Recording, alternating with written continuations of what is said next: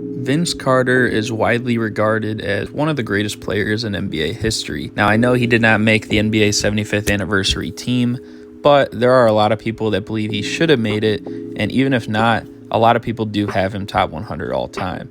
And so for that reason, on top of the fact that the dude played 22 years in the association, I kind of wanted to talk about what happened before he even came into the NBA. What's going on, guys? SMH Super Mario Hoops back with some more hoops. And today, I'm kind of just talking about the timeline of the draft pick that became Vince Carter, because it was shopped around a few times, and I feel like not enough people know the full story about his original draft origin. So starting off, I think most people remember when Chris Webber was traded from the Orlando Magic to the Golden State Warriors as a first overall pick on June 30th, 1993 in the NBA draft. Most people remember he was traded for Penny Hardaway, who was also picked in that same draft.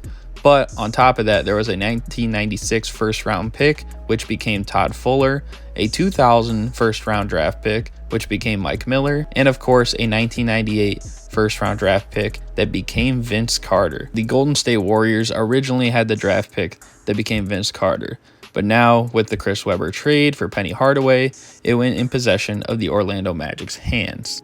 Now you can fast forward another year. On July 29th, 1994, that same pick was traded by the Orlando Magic as a future 1998 first-round draft pick once again with Scott Skiles. Now, Scott Skiles is one of the best Magic point guards of all time. I mean, he still holds the record for most assists in a single game. But alongside those two, he was traded with a 1996 first-round draft pick. Once again, Todd Fuller was in the trade to the Washington Bullets for a 1996 second-round draft pick, which became Randy Livingston. On top of that, it was also a 1998 first-round draft pick that was traded to the Orlando Magic. So now the pick that became Vince Carter was in possession of the Washington Bullets alongside the pick that became Todd Fuller and Scott Skiles. Now the next time this draft pick would be moved would be just a couple months later in the same year, November 17th, 1994.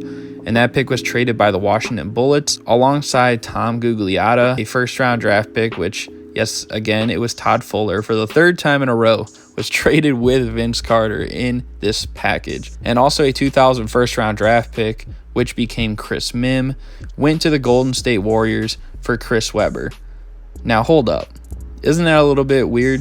This pick, alongside the Todd Fuller pick, were originally traded by the Golden State Warriors about a year and some change ago for Chris Webber.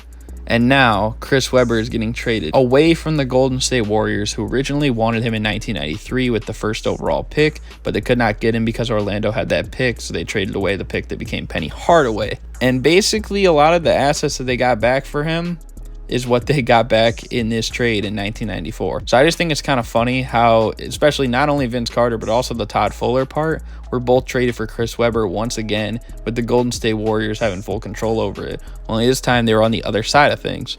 And now if we move on a couple years down the line, in June 24th, 1998, this draft pick was made by the Golden State Warriors. With the 5th overall pick of the 1998 NBA draft, the Golden State Warriors drafted Vince Carter. And now, as we know, later that day, that draft pick was also traded with cash to the Toronto Raptors for Antawn Jamison. And from there, the rest was history. You know, Vince Carter became a Toronto Raptor. He was elite for them. But I think it's kind of funny that, one, again, he was traded for Chris Webber twice.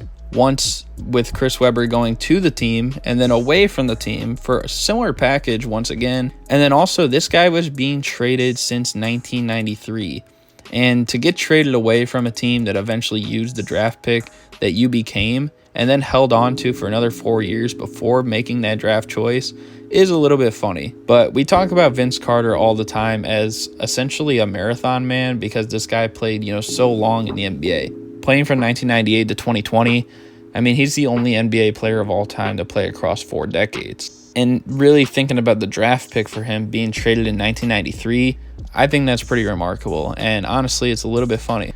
So I know this is kind of a shorter video, and I hope you guys enjoyed. If you did, be sure to like, comment, and subscribe. But I just think it's a little cool to talk about like the history of, this draft pick getting traded a lot. And we talk about how Todd Fuller was a part of the trades as well. And then, of course, Vince Carter was traded on draft day. Basically, it was the only trade that did not include Todd Fuller with him. And it's just kind of hilarious how things work out because Todd Fuller was traded 3 times with Vince Carter across the years, and not once did he play a single game on the same team as Vince Carter. So it just goes to show how weird the NBA can be sometimes on a business standpoint, but sometimes that's just the way the cookie crumbles. But if you guys did enjoy a video like this, be sure to like, comment, subscribe once again, because I've never made a video talking about the draft history before a player actually came into the NBA. And sometimes I think it's cool to dive into these things because you never think about what happened to that pick before it happened. You know, not a lot of people know Damian Lillard's draft pick was originally a part of the Nets, or that Kyrie Irving's draft pick was originally a part of the Clippers. And while most people do know that Vince Carter was actually drafted by the Golden State Warriors, I don't think they knew about the trades that led up to it, where he went from the Warriors to the Magic to the Bullets, back to the Warriors, and then eventually became the Toronto Raptors that he's most iconically known as. And so my goal here today was hopefully to teach you guys something. Take something away from this video that you did not know prior. But yeah, again, hope you guys enjoyed. Thank you guys for watching, and I'm out. Peace.